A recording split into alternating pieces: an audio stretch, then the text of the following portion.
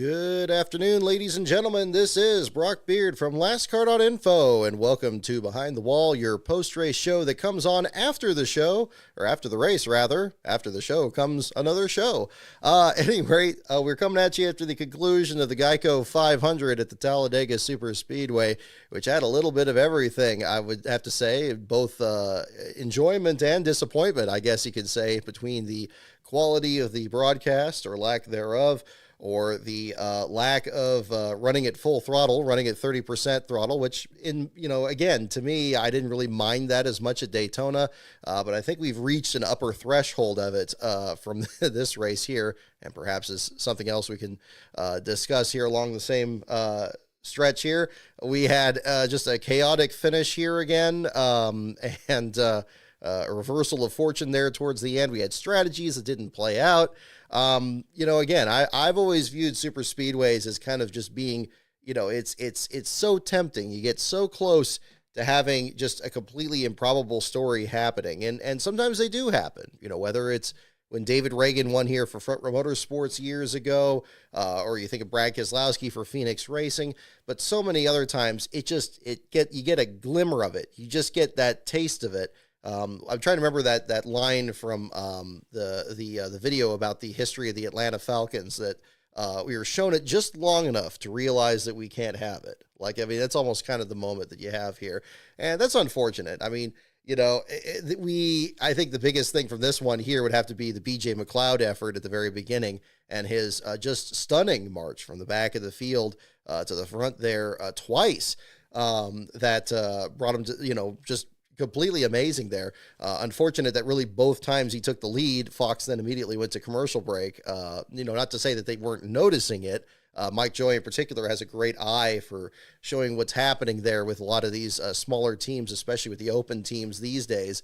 But again, the disjoint, it's gotten to the point now where it's not just a disjoint between the overall broadcast and the race watching experience. We're getting increasingly a disjoint between what the booth is trying to do and what, and trying to trick the production staff into actually showing what they're talking about.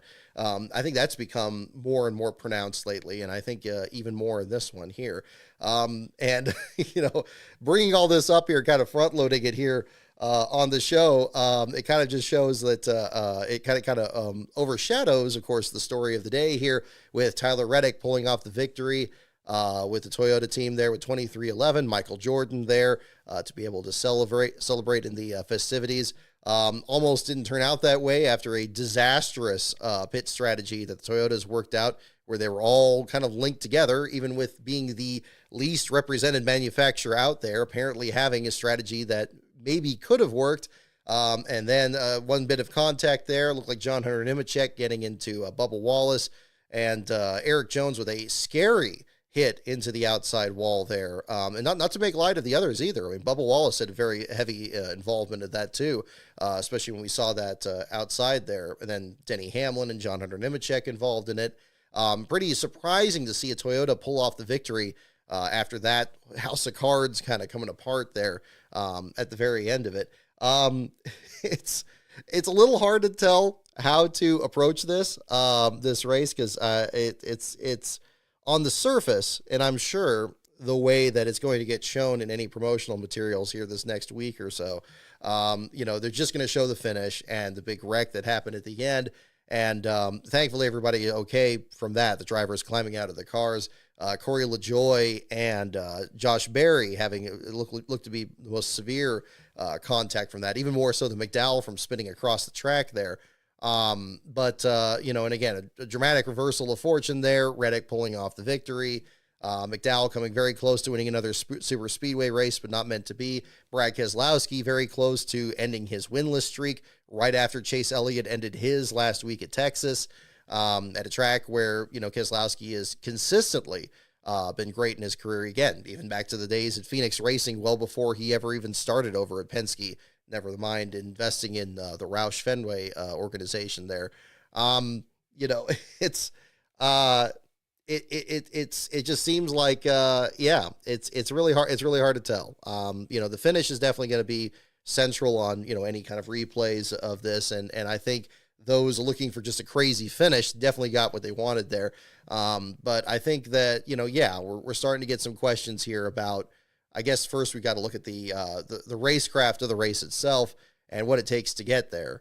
I think with the stage racing that we're having right now, and I guess somehow the peculiarities of this next gen car, now we're really having to kind of look at, saving fuel on the super speedways. Now, again, as I mentioned in our show back in February, I didn't mind the teams really saving fuel out there in the 500 particularly. I thought the racing was pretty competitive.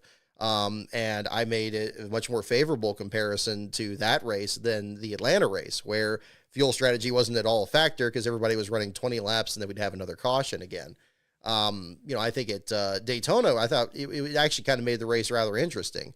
And I know there's a lot of people debating about, well, we talk about the 100% rule.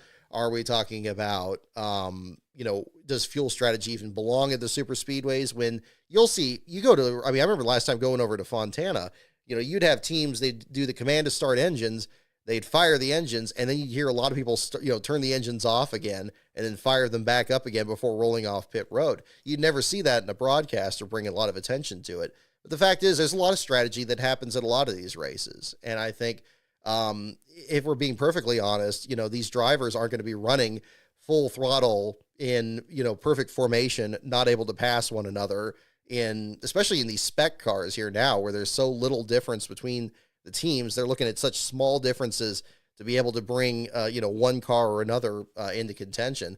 I think that, there's going to be some strategy, and you're not always going to be going at full throttle. I think that's true in any athletic competition. I remember back when I was in rowing competitions back down south, the standard race for that would be 2,000 meters. And you'd break it into 500-meter segments, and approximately, you're going to cross each one of those benchmarks, ideally much less than 2 minutes per 500 meters. I mean, 2 minutes is well high threshold. It's not a competitive threshold. You want to get down to like a minute 30 on those. But does that mean, every single stroke that you're pulling on that machine, or in the boat rather, every single one of those is going to be a minute 30 every single time? It's like, no, you'll see a fluctuation. It's going to be this, it's going to be that. Every single play in a football game. I mean, everybody's going to try to make the best play they can, but I mean, people get tired. You always see this whenever you talk about overtime in sports. They're that way. So I don't mind seeing seeing some strategy where maybe, yeah, you do back off a little bit. I think fuel mileage races can make things really interesting too. We've seen, so many 1.5 mile races, or even, races in Michigan that have been really improved by having that element in there. And I think, and somebody else was bringing this up on social media during this race, and I think it was a good way to approach it. I think it's much more preferable than having just a freight train of everybody in single file and running lap after lap after lap and then trying to fake each other out and actually trying to make a move. At least in a time where they're running at a lower speed, they're running, more spread out and a different formation. I think the thing that's interesting also about this format, when people do this, is that all it takes is one driver in that pack to run a little bit faster than everybody else is trying to gain on that person. And then maybe, it's at least a little bit of mental strategy that comes into play there. And you can actually have people play off each other, rather than just, you're sitting there, you're basically just, sitting in a couch with just your foot all the way on the floor the whole time. I mean, again, I like I said on social media there, if I wanted to see a bunch of vehicles flying in perfect formation and not being able to move 1 inch off each other, I'd watch an air show. But that's not what racing is, and you'll have a situation where you're going to have, really, a really competitive race there. So I like that these drivers are trying to kind of outthink each other. I mean, again, we've always wondered, what's going to be the change from one, type of racing to another here with this next gen car. And this may just be something that becomes more typical. There's a ceiling and a floor at the same time. I think it was a much more aggressive version of it that we saw today in this race, perhaps because it's, again, a much longer track, much more gradual banking, maybe more of an advantage to be gained from some fuel mileage strategy there too. But I think it was interesting to see. I just think that, when it gets to the point there where the drivers are really frustrated by it, and they feel like they have no choice but to follow everybody else in it, I guess there's the real problem. Listening to BJ McLeod's radio during this race, he was just basically laughing. He was kind of beside himself, even after the disappointment of his running getting soured with fuel pressure problems, just at how slow they were going through the corners. And, again, I think at that point, when you have the drivers that are frustrated about it and they're not happy about it, on top of the fact that there's a lot of drivers that don't like super speedway racing to begin with, even when you didn't have that element in there, when you have this much of the field frustrated with it, it probably should be something to look at it a little bit. I don't know if there's anything NASCAR can do to police this. Probably the best thing they can do is, again, get rid of the stage cautions.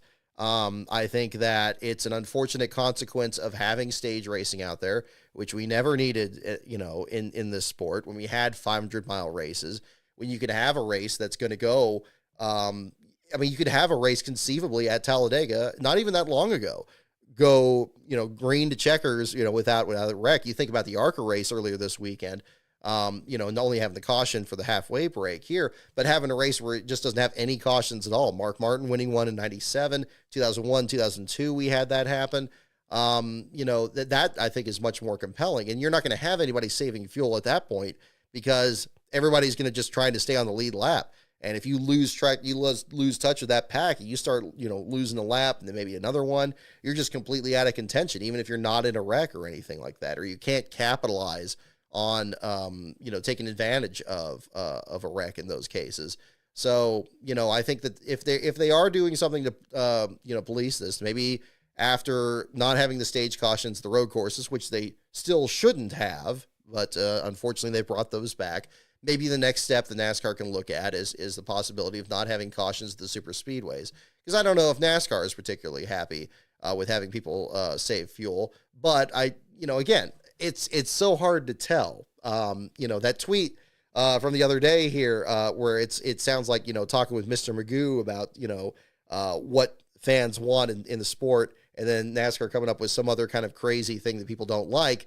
Every time I post that, it always seems to get the most likes because it always seems to be the situation. People are requesting more horsepower or maybe an increase in practice time, and then something will come up like NASCAR investing in a romantic comedy or something like that. It's unfortunately frustrating, and I don't know what NASCAR thinks about this. Hopefully they'll get some statements from, Elton Sawyer or anybody else involved in competition to kind of understand this. But I think that, if you're looking for a short form solution, getting rid of the stage cautions would probably be a good start, and have a situation where, conceivably you could have a Talladega race where it goes caution free. And I think, that itself is going to, just throw that out the window there, So on the one hand, while I don't, I'm not overly concerned about the fuel mileage thing, just as a viewer, I don't mind it, because I don't think it takes anything away from, cars that are already restricted and already can't, run as fast as they possibly could. And I like that it's adding some strategy rather than just riding in line and waiting for something to happen. And then the inevitable last lap caution is going to happen. And then whoever's up front just ends up with the win. I like that there's at least a little bit more to it there. But again, from a driver's standpoint, from maybe perhaps even a team standpoint, if they're not happy with this, and, especially now where we got, is this possibly going to happen at a track like Atlanta, where we didn't, we had these wrecks this year that broke the action up a bit more. If we had longer runs, would this kind of same scenario play out? It's possible, I suppose. But it's unfortunate. So I think that would be something that the NASCAR could potentially look at. But as to if they're interested in looking into it, I think everything is just, wide open at this point. So I don't know. I think, it's tricky to organize this here. So again, the broadcast in general, I guess we can jump into that aspect of it here too. It's becoming really frustrating, and I'm seeing it more and more in social media. I know that in doing the broadcast problems videos from a couple of years ago, it seemed like, it's just like, well, they used to do it this way and now they do it this way. And there's people that are fine with it. And I'm sure there's people that are still fine with the way the broadcast is here, especially people that were brought in to the sport here that maybe, just don't know any better, just haven't seen it in any different way there. But I mean, the production side is just getting really bad. And it feels silly to criticize the commercial thing on one standpoint, because obviously it's a business. Obviously it costs billions of dollars for these, this TV revenue to be able to actually put these races on and bring staff out there and all that. But the way I've always looked at it is like, look, you're spending all this money and you're bringing all this staff out here and you have all these resources. And when you do that and you're pointing the camera like straight down at the pavement between the cars, or you're like zooming into like the nose of one of the cars there at full speed, or, the camera's just shaking all over the place and you can't tell what's happening. That just does so much harm to the sport. And I know it's easy to say that from a viewer standpoint here, but all we have to judge it off of here is what we're seeing on the screen here. And, there's, I know that you can look at NASCAR Drive and you could kind of complement your experience by like following things on Twitter and so forth that way. But it's just so maddening when you actually just can't tell what's happening, or you can't tell when something important happens. When we got down to, I think, the end of stage 2, when Logano was winning that, Lastbro here was kind of surprised. He was just like, wait a minute, that was the end of the stage? I thought it was like 5 to go. And that's the thing, I mean, that's, I think that goes more to the booth than the actual, the actual way that it's shown. But, again, it's just, there's just such a disjoint there. It doesn't move as smoothly. And I don't sense that, again, I say it every week on here, unfortunately, that I don't sense that they're getting the notes from people to actually make any improvements to it, actually make it a little bit more cohesive. It just doesn't happen. And so they just kind of fall into the same habits that we see every week and, trying to kind of get used to it. And I'm sure there's a segment of the viewership that has gotten kind of just used to it.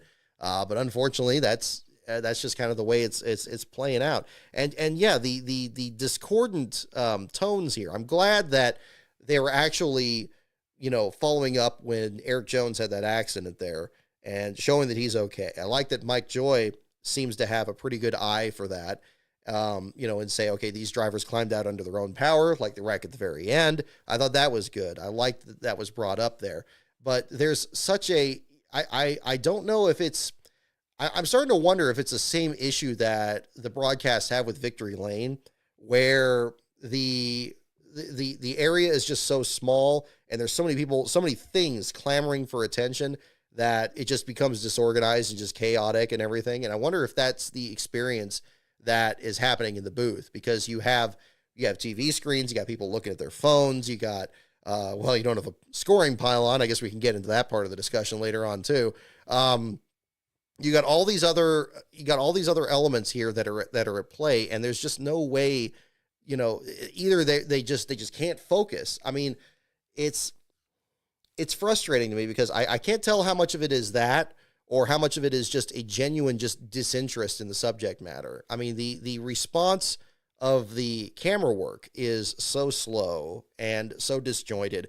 I'm really questioning whether they're actually actively interested in what's happening on the track. You had a round of pit stops happening at this one point, and Mike Joy is trying to call attention to it. Meanwhile, they're playing this pre-recorded radio segment there. And then they have like another radio segment that they had played later on, and they got some absurd like music that's playing over it, so you can't even hear it. I mean, I like that they're transcribing the radio clips at least, because that's always been a big problem that we've always had listening to these here, is that you just can't tell what the heck they're saying. And so they actually have to I like that they're doing the transcriptions. That's a good step.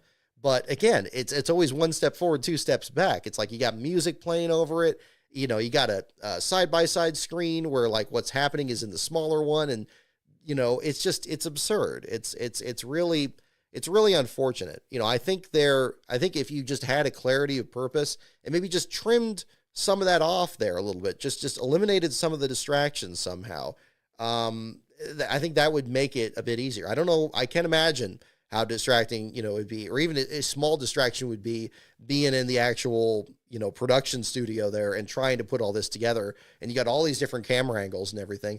But, maybe that's a sign that there's too many different camera angles. Maybe that's a sign that there's too many people that are throwing, making calls as to, which shot is getting used or another. Maybe there's too many things that are in the way.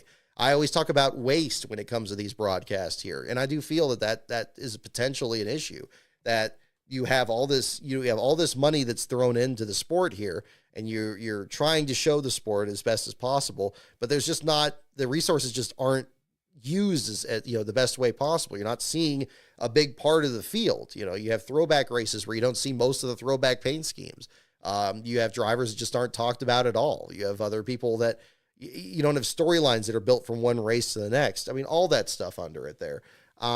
It's just unfortunate. And I think the broadcast is almost done for expediency's sake. I mean, it's just a matter of just showing it in such a way that's just the easiest way to do is just very reactive, not proactive, not bringing in outside information. I mean, it was jarring actually at the point where Mike Joy was rattling off the names of all the different first-time winners at Talladega in chronological order. And it was just like, oh, wow, this is great. You're bringing all the way up from, Richard Brickhouse all the way up to Bubba Wallace, and then bringing that in the context there of talking about Daniel Hemrick at the time. I mean, that was great. I mean, it just, not everything could be at that moment, just like what we're talking about with fuel mileage, and not everything is going to be, 100%, the biggest moment ever. But, it has to be appropriate to the moment. It has to be, if just like if you're running too slow out there and somebody out there is running, much faster and they're starting to pull away from you, you got to react to that. And the booth just has to be the same way. Again, easier said than done, but they have the resources to do it. And I really do feel, that even with, it may not require even replacing anybody that they have. It just needs to be smoother. It just needs to just lean things out a little bit, just do things with some purpose. And just have that and understand that, look, you guys are out at the track, and, if they don't broadcast the race, and assuming you're not listening to the radio or on social media or whatever, you're not going to actually visually see what's actually happening at the track. So they have all that information hostage, and they need to be able to actually show that so that we can actually experience it. And I don't know. I just feel like it doesn't seem like that's their purpose. I don't think they seem to have a clear purpose there. I think it's like, I think the way it feels these days is, and this kind of goes back towards the booth here, the way they just kind of play off each other and they kind of in their own little bubble there, where it's almost like, this is the NASCAR show. Like they're just talking about anything that would happen like on NASCAR Race Hub. This is why I always have a problem with Adam Alexander being in the booth there. It's, just kind of introducing these things that are happening, just talk about, it's like, oh, what is the best strategy for the beginning of the race and all this, while all this other stuff is happening in the background. I mean, during the Xfinity Series race, and I know I'm hopping around here a bit, I mean, I was talking over like some of the stuff here, like they're saying, they got like Adam Alexander and the drivers in the booth, and they're just kind of talking about strategy, and everything's very relaxed and all that. Meanwhile, you got everybody out there, and the field is getting whittled down, and you got all these small teams that are working their way up to the front of the pack here, and you got all these storylines that are coming together. It's like, wow, look at this guy here. It's like, here's this driver that used to do this, and like, just be reactive to actually what's happening. It just seems like telling us what's going on is like such a low priority to the modern broadcast approach. And I don't get why that is. It just seems like, why else are you there? It's like, I'm not here just to watch these guys in the booth just talk. Like if I wanted to do that, I'd just listen to any of your show any other time during the week. I want to know what's happening during the race. I want to know what's happening. And it has created this parallel experience on social media, and thankfully there's a lot of great reporters that work there at the track there, that actually kind of tell you what's happening, tell you when a driver's been checked and released from the infield care center. They can tell you, who actually did fall out of the race, or, tell you who's having a good run and why it's important and things of that nature. There's a lot of great reporters out there, and I'm glad they're doing the work, because it's more important now than ever, because you're just not getting it from that. I mean, a lot of times you go into a media center, they'll have the TV broadcast in the background, and it's just background noise. Like, and that's unfortunate. And it's so sad to me, because I think there's so much potential in this to really elevate the experience, to make it something that has a lot of rewatch value. And, again, a race like today, I mean, there was some really, I mean, even though the strategy was very bizarre, there was some really interesting stories. And, instead of going to yet another Wendy's commercial here, I would have liked to hear more about BJ McLeod and, get him featured a lot more and talk about the fact that he came very close to qualifying for the Daytona 500 this year and just barely missed out, racing against no less than the 7-time champion Jimmy Johnson at the final lap of his dual race there, and how they're reorganizing the team. They don't have any sponsorship. I mean, I'm glad that, I mean, that was one part where the production actually was doing a little bit better and actually kind of showing him a bit more, but it would have been nice to have like a more, in-depth discussion there of just, what's going on and why this is important. And, just really kind of bring that together. So hopefully we get back to that point there, because it's exhausting. I mean, it's, you see these moments just kind of go by, and it's like, wow, if they just looked at this, or if they moved the camera here, or if they did that, you would actually get like a better experience from the race from just watching on TV. And I don't know if this is just some backhanded way to get people to go to the track more often. I get that to an extent, but it's not practical. You can't expect everybody to go to, when you have the longest schedule in sports from February to November. I mean, there's media people that can't do the entire, 36, 38 weeks of the year. It's ridiculous. It's a situation on top of it there. So, and it's unfortunate when, it becomes more noticeable in these marquee events like this one here at Talladega, where it should just sell itself. Like, if you just merely describe what's happening and just add just a little bit of emotion to it there, then, my goodness, you're just gonna have people captivated on the edge of their seat. And even if it is something where they're going to be saving fuel and trying some bizarre strategy that way, you can make that compelling too. You just got to adjust, and just be like, okay, they're trying to make it work, and we're seeing, if somebody's going to be picking up speed. I remember watching World Touring Car Championship when I was researching for doing some work at Sears Point on that, and there was a qualifying session. I believe it was at the Salzburg Ring in Austria. And that track was very interesting because it was very, very long. It had these long straightaways. It was a road course. But it had these, it was just such a huge track. I don't even know how big it is, but it just looked like it went on forever. And, basically just like this long distorted Martinsville almost. And it had the World Touring cars out there. And these were kind of underpowered cars as well, not spec cars, but I mean, they had to kind of work some strategy out. And drafting was actually kind of a big issue on this track. And there was a kind of a similar issue in a qualifying session, where a lot of the cars were running nose to tail and trying to who's going to run slower than somebody else and who's going to try to get a jump on anybody else, because nobody wanted to be at the front of the line. And I know we saw a lot of chaos with that in group qualifying in the in NASCAR circles there. But again, just like what we could have seen from this race, or if it was tracked maybe a little bit closer, you got somebody at the front that maybe picks up the speed a little bit more, and then everybody else is trying to catch up on them, and then maybe somebody else kind of steps out and gets back to the front, and then everybody lines up behind that person.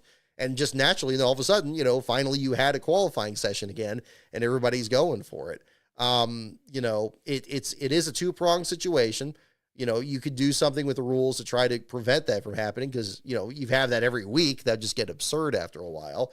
But also, strategy happens in one race or another, and it just needs to be recognized as such, and that's just what they're working with. And if it's a strategy they'd rather not be doing, then that's something that could be looked at more critically from that standpoint. So, it's unfortunate. And it's unfortunate to think about this after a Talladega race, because this should be like the popcorn movie of races. You have these races at these super speedways. You'll have just a bunch of just completely aggressive and over the top moves. But it's this box that the sport has put itself in with these stage cautions, with this spec car. And, the situation where I think Kyle Busch just tweeted it earlier, talking about, like, if you're even trying to compete for the win, you're going to end up in a wreck like Christopher Bell was and end up finishing in last place, just because in one moment you were trying to race a bit harder than the other cars around you. I don't know what the solution is going to be, but I mean, clearly, there's something that needs to be, looked at there too. But as to how successful that's going to be, really hard to say. So Tyler Reddick, your winner here from the race today. Brad Keselowski in the second spot there. Crazy situation as to the block there at the end with Michael McDowell coming in the front of Keselowski. You throw a couple blocks like that, I mean, you're going to get turned. I mean, that's what always seems to happen here. We've seen it thankfully, this wasn't to quite the extent that we saw in the 2020 Daytona 500, of course, that involved Ryan Newman's serious accident. But even in that one was one where you had cars switching lanes and just being aggressive. But of course, when you have the checkered flag right in front of you, that's where the most aggressive moves are going to happen. And unfortunately, that's where you have the greatest possibility of having a pretty serious wreck, as in that case there too. But thankfully, not as much in this particular race here. So I think on that one, I mean, McDowell was a bit aggressive. But again, with the great super speedway cars they've had and what they haven't quite been able to show for them this year, when he had the mechanical issues at Daytona, I think Atlanta, he had the incident on pit road, if I remember correctly. Getting another pole position here and actually getting a good run, they were definitely going checkers or wreckers, and they were going to try to stay in front of the six, and it almost worked. But again, you make a couple of moves like that, and we've seen it time and time again. You get in that one situation, the bumpers don't line up right, and you just get hooked, and that's unfortunately the danger you run there at the finish there. So that was certainly closer to the typical super speedway experience. Ricky Stenhouse Jr. snaked through everything to finish in the fourth spot there. Last year's Daytona 500 winner with a solid finish, as with Alex Bowman as well. Anthony Alfredo led a couple of laps there for Beard Motorsports, finishing in the sixth spot. Had a bit of a controversial role as well in the Xfinity race from yesterday. We'll talk about that here on the show tonight. William Byron in seventh, Todd Gilliland in eighth with some heavy nose damage there. He got through that wreck not entirely unscathed, but still had a solid finish. We didn't get to see Riley Herbst run in a third Front Row Motorsports car like we saw last fall, but regardless, a good finish for at least one of those teams in this one. Daniel Hemrick in ninth, that Mike Joy brought up there in the broadcast, was working the high lane in the early laps, had some good runs. Harrison Burton in the 10th spot, right after leading those laps at Texas last week. We saw him up there about second or third in the closing stages of this, and being able to get a good finish out of that. So despite as messy as the finish was, it was definitely good to see some positives on that end of it. Looking at the other end here, the last place battle was a bit of unusual, I would have to say for sure. At the very beginning, of course, Kyle Larson with the penalty for the roof rails that prevented the team from actually qualifying the car. Of course, he still started the race because we only had 38 entrants for 40 spots, even for a super speedway race. Thankfully, we did have the two open entries, both BJ McLeod's number 78, and then the other one here was of course, Anthony Alfredo in the 62. So good to see those entrants back out there. At the beginning of the race there, Kyle Larson has to serve the pass-through penalty. He ends up stranded by himself. We did not get an early caution, so he ends up losing a lap on lap 12. That puts him in last place. However, Anthony Alfredo is actually the drafting partner that somehow they worked out there with Hendrick to draft with him. That kept him up in the pack. Eventually, he finally got his lap back. Seemed like he was a lap down for most of stage one and even into stage two before finally getting back into competition there. At that point, you had a couple of different issues that were happening. BJ McLeod, again, I can't speak enough about how impressive his run was at the beginning. Strategy being whatever it was or anything like that, to go from 37th spot back there, right there with Kyle Larson at the start, to the lead in 10 laps is damn impressive. That was a tremendous run that he had out there, showed every bit of promise that we saw back at Daytona with a great run. It just makes me that much more frustrated that we didn't get to see him capitalize maybe on a good run in the Daytona 500 this year. I'm sure they're already looking to next season, not just the super speedway races that remain this year, Daytona and Talladega, but again, potentially something very big maybe for next year. But him getting the lead there and doing it legitimately, this was not an issue of attrition. This was not a situation of like, oh, he just kind of ended up there on a pit cycle or anything. Just straight up getting up there and actually taking the lead from the outside line. A massive run, I would say a career run, despite the finish that came out of it. The results will not show it, unfortunately, and a lot of times that's what happens in this sport. But I thought he did a fine job up there, really showing what he can do. But unfortunately, what befell him is something that I think that team in particular, and even the other small teams, Carl Long's team, Motorsports Business Management, has had this issue on the Cup side, both with the old car and now the new car here. Fuel pump issue, apparently, being the issue where he lost fuel pressure. BJ did just a masterful job getting out of the draft in what would have been a completely impossible situation. 9 times out of 10, somebody leading the outside line slows down, that quickly, you're going to have a huge wreck. And that could have very easily been the situation there. Thankfully for him, he was able to kind of move up just high enough at the outside line that he dropped back. Whether he got into the outside wall or not seems to be up for debate. Doesn't sound like he actually changed right side tires on that stop. The Fox broadcast seemed to indicate there wasn't right side damage to the car at that moment. But dropped back to the pack there, had to make a pit stop himself, lost a lap in the process, battled Kyle Larson for the last spot there until about the end of the stage soon after, and really just messed up his day, unfortunately. One thing I thought was great, though, is BJ was so thankful, and I think he knew that this was a really big moment for his team and the Live Fast Motorsports effort there, that they were able to get such a good run out there and actually show what they can do. And hopefully some sponsors take notice here. He had those different sponsors when he was a chartered effort here, and we're seeing already how challenging it is as an open effort to be able to market yourself for a spot, even when these spots are almost guaranteed, because there's so few open teams out there anyway. You know that when the guy shows up, he's just as likely to start the race as the chartered teams if you got, 40 or fewer cars out there, which has very much been the norm week to week, if not even less. But he did a fine job out there, and it's heartbreaking that he doesn't have the finish to show for it. I felt like he could have at least had a top 20 finish out of that, and maybe something even more. Reminiscent of Brendan Gaughan's run for the Beard Motorsports team a few years ago, where he had that big flip at the end of the back straightaway while he was running in the top 5 in the very closing stages. It's unfortunately not going to show there, but I think he knew, and you could tell from the radio transmissions there that, he was going to do, they were very proud of what they had accomplished in this, as well they should be, for sure. So he ends up off the lead lap. Zane Smith had multiple pit road penalties. He seemed to have all kinds of problems there during the first round of pit stops. Got caught speeding. When he served the penalty, he made another stop, and NASCAR said he couldn't do that because it was supposed to be a pass-through, so he had to come in again, and all this put him basically 2 laps down. By that point, BJ had lost a second lap himself, and these two were basically the last spot for really most of the race. And it seemed like we were going to have another contender for a driver that had completed not the most laps, because we had Kevin Harvick have a disqualification from finishing second just last fall, but then having an actual situation where, again, maybe the last place finisher finishes the race under power or very close to it. They were basically the last place runners all the way until the wreck that you had there with Christopher Bell on the back straightaway. And BJ had a very interesting statement. I want to kind of bring more attention to this. He was saying that the hardest wreck that he ever had in his career was running at a short track and trying to show the driver behind him, like some newcomer out there, the line around the track. And he said he felt bored because he had to run slowly, and, the other drivers running even slower and stuff.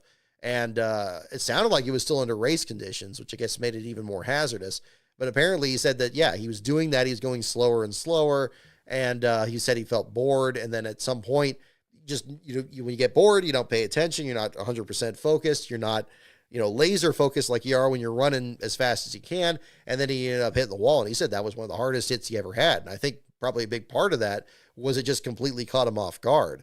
And that may have very well been the same situation we saw with Christopher Bell and his big pileup on the back straightaway. We got turned into the outside wall there on a straightaway. I mean, it was bizarre to see the wrecks happen, not just on a straightaway, but to also get just turned in that manner. You're so used to seeing it in the corners when a bump draft goes wrong or something like that. But a savage hit for him. Justin Haley involved in that incident as well. He barely cleared the crash clock and was able to keep going. Actually, looking at his run in the results, shows him 4 laps down in the 34th spot there at the finish. But Bell ends up unofficially your last place finisher from this race, pending the results of post-race inspection. This would be the first last place run for the number 20 in the history of a Cup Series race at Talladega. So a little bit of unusual history there at the same time. The next 3 spots occupied by Toyotas after the aforementioned drafting situation after that late race pit stop. Tyler Reddick leading a group of Toyotas. They get jacked up a little bit going into turn 3, and then you had those very hard hits again with Eric Jones, Bubba Wallace, and Denny Hamlin. They ended up in the bottom 5. Justin Haley unable to climb past John Hunter Nemechek in the final moments there, and Haley finishes the 34th spot to complete the bottom 5. So an unfortunate deal there at the same time. Looking at other drivers that had some decent runs, Austin Cindric was very impressive in this. Kind of tapped into the run that he had back at Atlanta when he had that 4-wide pass for the lead. Was right behind the 3-wide photo finish that happened in that race. Unfortunately, he ends up dropped back to 23rd at the finish by being involved in that last lap accident, but could have easily had a top 10 run, if not something more in the final stages there. Just couldn't quite navigate the traffic that way. Ross Chastain seems solid. He had moments in the top 10, ends up 13th at the finish. Martin Truex Jr. was first or second in line a lot. That was one driver that BJ McLeod mentioned in his radio traffic there, saying that he was really pleased that he was in a position where he actually, Truex was requesting that he actually bump draft him or stay in line with him there. And we did, in fact, see them up there in the outside lane for a lot of those runs. So that was pretty cool to see. But, again, that was kind of another part to look at. I guess the other thing we could talk about is the Fords. I know Kevin Harvick was very outspoken in his podcast interview there that this was Ford's make or break race, that they really needed to win this to stop the bleeding. And as we know, of course, with the unofficial results here, Toyota pulls off the victory here with Reddick, and the top Ford being in second place, and Brad Keselowski himself is just over having great runs. He's just looking for wins at this point. I'm sure not just for himself, but also his teammate, Chris Buescher, who still is looking for his first win this year after having such promise late last season, too. Going into a race like Dover next week, where it can be a real issue of aerodynamics again, at a track where Hendrick Motorsports and Joe Gibbs Racing really have kind of seemed to have this race in their back pocket. It's a tough situation to find themselves in, and I think they... if after not winning this here, I don't know if this would have completely turned things around.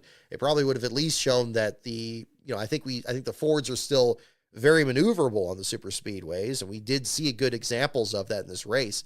That at least brought them on to kind of an even keel with the Toyotas and the Chevrolets here.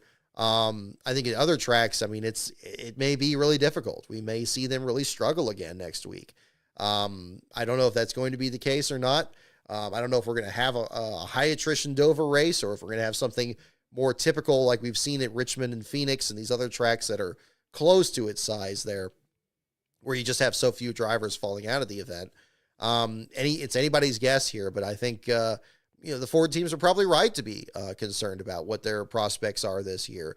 They got some very talented drivers there. I'm sure if one thing happens or another, they can find their way up there. But now we're 10 rounds into the season here, and it's going to be very, it's going to be tricky. It's going to be tricky. And, I don't think they necessarily need to think that, we're not going to have a chance until we actually get over into Daytona this summer. But, again, I think that it seems to be a broader concern. Now that we've run a road course, we've run short tracks, we've run these other ones here. And, for one reason or another, we've had some pretty exceptional races, whether the competition in Atlanta or Daytona or the tire wear at Bristol. How's that going to play out for them? Hard to say, but I do think I think it's well-founded that they are concerned about things going forward. One driver I haven't mentioned really on this race was the first race of the season for Cody Ware, coming back into the Cup Series garage. Reinstated last December after his arrest that happened last April that took him out of the car after the race at Richmond. I know there's a lot of different feelings about, the circumstances of what happened or didn't happen from last year. I don't really want to get into that. I've had the good fortune to talk with Cody Ware before, not this weekend here, but, in the past. He's had a difficult, career on the Cup Series side here, just in general. And, again, you always want to kind of hope for the best for somebody from one end to the next here. But, again, it's a tricky situation. I'm glad he got a decent finish out of this, finishing in the 24th spot there in place of Kaz Grala in the 15, although I'm sure Grala's not happy about being taken out of the car for the first time this year. But again, if he's gone through the steps that NASCAR wanted him to go through, it's gone through the legal steps that the legal system needed to address. I don't personally have any problem with him getting another chance out there in the Cup Series. Again, as long as he's going through the proper steps and everything, and hopefully this will be something that, we'll learn more about it down the stretch here too.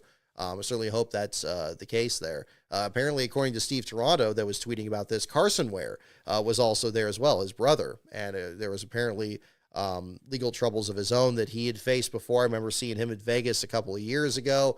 Again, we'll see what we'll see what happens from it. I'll be curious if Cody makes some more Cup starts this year, especially at the road courses, since he has come out to Sears Point before there. Again, it's as long as the things are being handled appropriately, and I'm not going to pretend to know every detail of the story here. And if we find out more down the line, then that's something we evaluate at that point. But from what has been publicly available and what we're hearing about all this here, I'll give him the benefit of the doubt, and just, hope for the best. I'd hope for the best for anybody out there in the field there. So, I was interested to see kind of a mixed response there, to him coming back into the Cup Series here. I can understand some concerns because you don't know what you don't know, and everything. But, I certainly, I certainly hope for the best for him there. And, we just the same as I would with anybody else out there in the field. So we'll find out.